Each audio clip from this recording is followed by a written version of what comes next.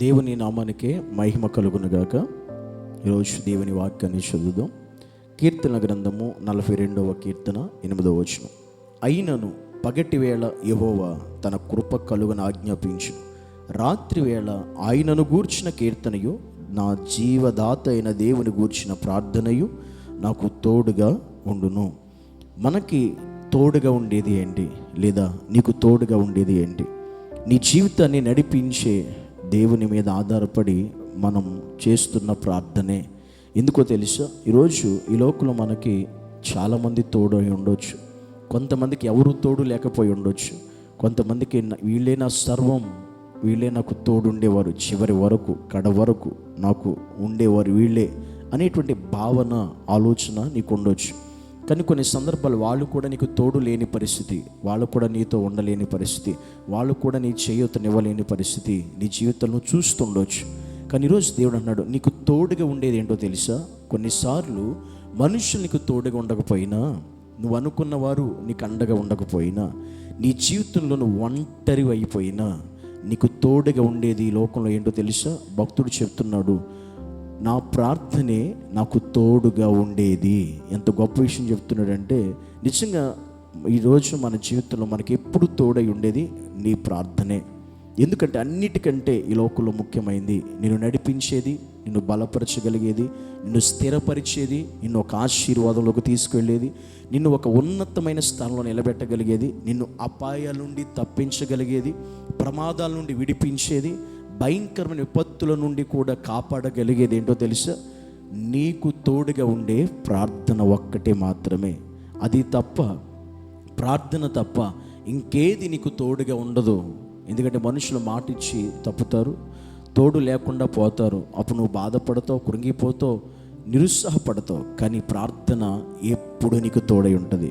ప్రార్థనే నీకు ఆయుధంగా ఉంటే, ప్రార్థనే అనుదిన జీవితం అయితే, ప్రార్థనే అనుదినము నువ్వు ప్రార్థనలో గడిపే స్థితిగతులు నీకు ఉంటే, నీతో ఉండేది, నీకు తోడుగా ఉండేది ఆ ప్రార్థన మాత్రమే. కనుక నిజంగా ఈరోజు ఆ ప్రార్థన జీవితం కలుగున్నావా? నిత్యము నీకు తోడై ఉండే ప్రార్థన నీకుందా లేదా? ఆ ప్రార్థనే కనుక నీకు లేకపోతే కొన్నిసార్లు నీకు అనిపిస్తుంది, నాకు ఎవ్వరూ లేరు, ఏ తోడు లేదు అని. కానీ ఎప్పుడైతే నువ్వు ప్రార్థన జీవితం కలిగి ఉంటావో, యేసయ్య నాకు తోడై ఉన్నాడు అనే నిశ్చయత అప్పుడే నీకు వస్తుంది. ఈ ప్రార్థన నీకు లేకపోతే ఆ నిశ్చయత నీకు ఎప్పుడు రాదు. కనుక నిత్యము నీతో తోడై ఉండేది మనుషులు కాదు, పరిస్థితులు కాదు, వ్యక్తులు కాదు, డబ్బు కాదు, లేకపోతే ఈ లోక పరిస్థితులు కాదు. నీ ప్రార్థనే నీకు తోడై ఉండేది. అలా నిత్యము నేను విడవకుండా నీకు తోడై ఉండే ప్రార్థన జీవితం అనుక్షణము కూడా నువ్వు కలిగి ఉండు. దేవుడు నిత్యము నీతోనే ఉంటాడు, నీకు తోడై ఉంటాడు. నిన్ను ఎక్కడికి వెళ్ళినా నీ పక్షంగా నిలబడతాడు, నీ పక్షంగా కార్యం చేస్తాడు. నువ్వు సిగ్గుపడవు, అవమానపరచబడవు, నిందించబడవు.